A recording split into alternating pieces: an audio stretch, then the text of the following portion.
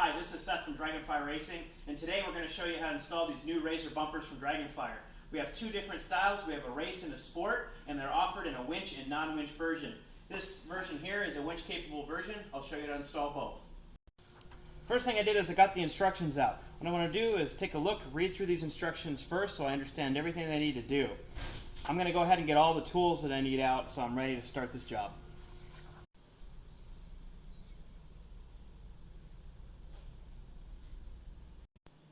So I've gone ahead and I've opened the box. I've got all the parts laid out. I'm going to look at the list and make sure I have all the parts. Now, on a winch-capable bumper that this one is, it comes with extra brackets. If I'm installing this on a Turbo S, I'm going to need to buy the Turbo S mounting kit. That Turbo S mounting kit, if you have a winch-capable bumper, will have some extra brackets that double up. We can go ahead and set those aside. We won't need those, but we will need these two brackets because we have the hardware that came with it. Now, the reason there's a bracket kit for the Turbo S and not the XP1000 is in the XP1000 there's a bracket that comes up right here that has two holes. That mimics the bracket you'll get in your kit. And what we're going to do is go ahead and mount down to the holes down here. That's going to create the same structure that is in the XP1000 bumper, and also we're reinforcing that area for the winch capability and the pull capability we're going to have with our bumper. So I've gone ahead and got my instructions up front where I can keep them close by and read them. So it says step 1, we're going to place this vehicle on a flat level surface. I put it in park, I pulled the keys out, safe to work on now. So now step 2, let's read through the instructions thoroughly. You know, I told you that at the beginning when you open the box. We're going to go ahead and read through it completely so we understand this.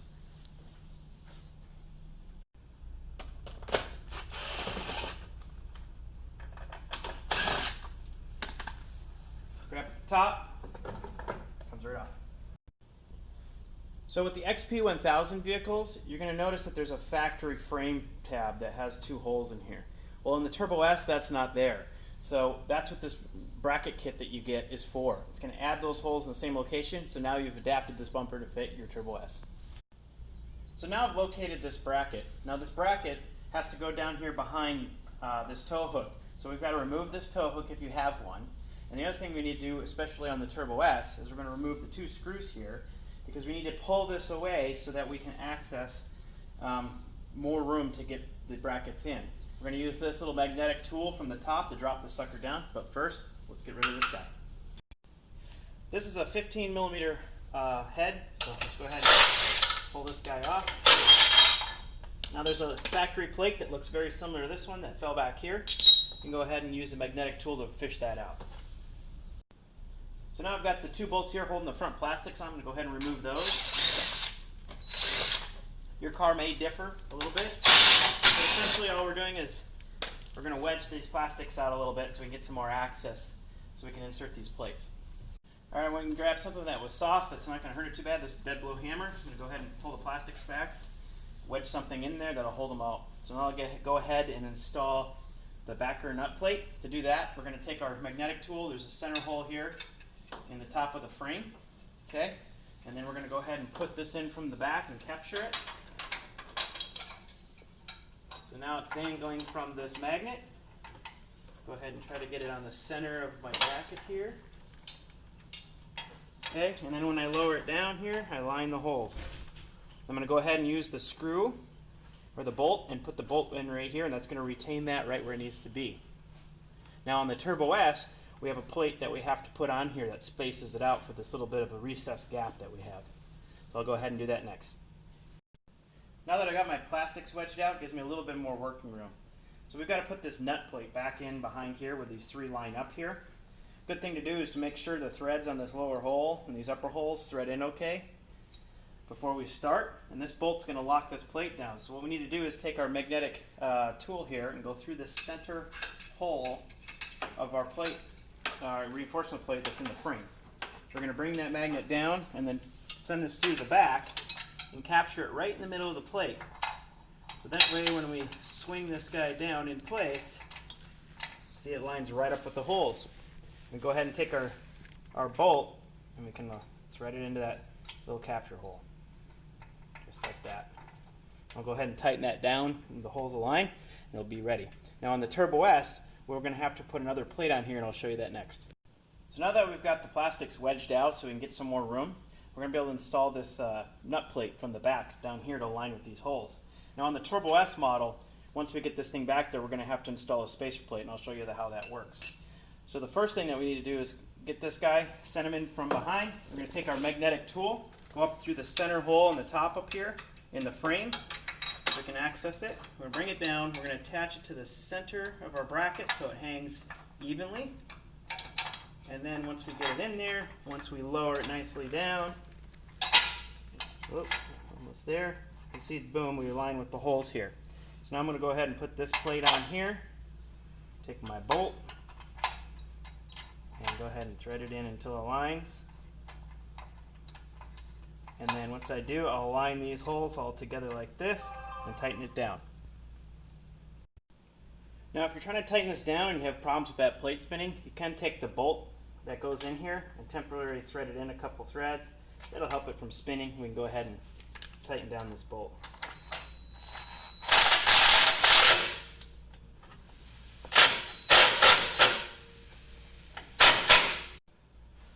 Alright, on the XP1000, like I said before, it has this factory bracket frame that kind of looks like this behind there. If you have this bracket, this is actually a reinforcement bracket for the winch kit that will go behind that, reinforce it, and you'll bolt through both of them.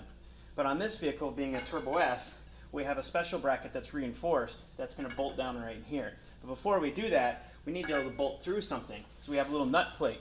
The reason we space these plastics out is so we can get this nut plate easily in from the back side here, up in the top, and then you can use your magnetic tool if you would like. Make sure you don't go in the center hole on this, because that's where your screw is going to go. And it can help pull it up. You can get your hand up in there, hold it in place, and then go ahead and in your hardware kit that ends in 8010, you should have a little center bolt here that you can go ahead and tighten this thing down the same way you did on the lower plate. And tighten it down, line the holes.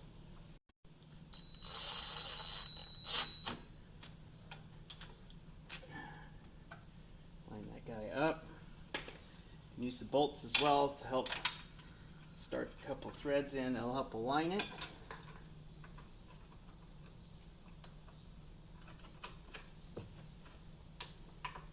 Okay. Go ahead and tighten this guy down. Just enough to hold it. Okay, and then we can go ahead and take our bracket, set it on top. We're going to bolt through here. So we need to get our hardware. We're going to use a lock washer and then a regular washer. It's going to go through into the plate. So get both of those prepared. Put my plate up here. Go ahead and get those started.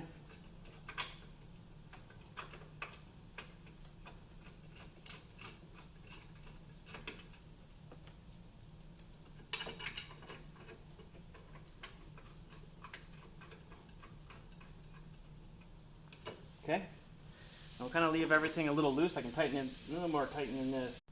Okay, now that we've got the upper plate installed, I left it a little loose just so we can tighten it up at the end. We can go ahead and pull this spacer back out, reinstall our plastic bolts here, and we'll get ready to install the bumper.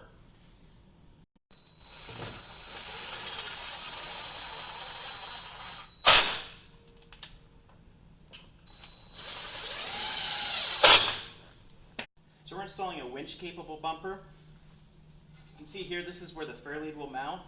The skid plate might come loose when you get it. That's so you can take it off, go ahead and flip it around, and before you install it, maybe a good idea to figure out how you're going to get this mounted. You can use these 4 holes here to mount your winch to. The nuts go on the back. Having that skid plate out of the way helps a lot with that. So we'll go ahead and look at that ahead of time before we install. You'll also notice that the bolts will be pre-installed here. We can go ahead and take those out. And then we can go ahead and get it mounted up. So I've got my bolts removed. I'm going to go ahead and line these up. Like I said, on the Polaris XP1000 bumpers, it'll be a factory bracket, and if you have a winch-capable version, there'll be a reinforcement bracket. They'll be going through both of those. But in this case, we just have the one bracket for the Turbo S. So we're going to go ahead and line up these holes and start the bolts. So now we're going to install the lower bolts. We've already got these upper bolts installed. I just did them finger tight like everything.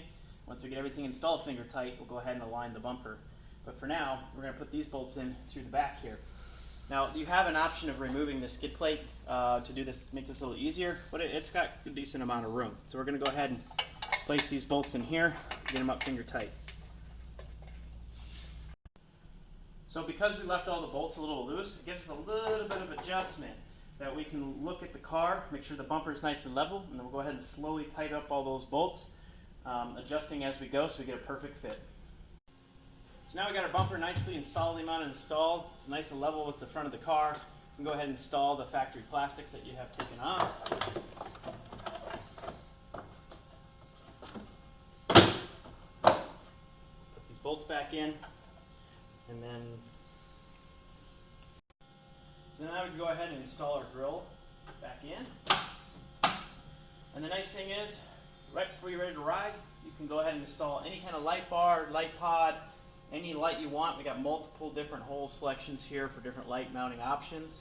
And plus, you can still get into the backside here and mount a winch if you don't install it right away. You get your fairly mounted up top. Hope you enjoy your new bumper from DragonFire. Give us a call, can help you with anything you need.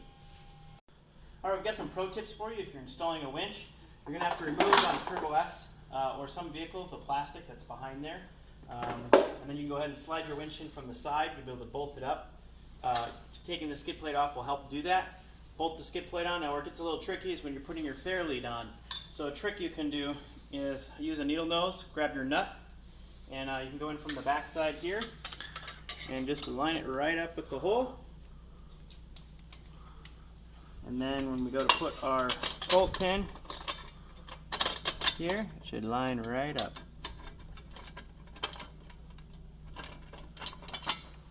There we go. When installing a winch, you're going to want to make sure that the spool and the rope or wire is coming out from the bottom of the spool, not from the top.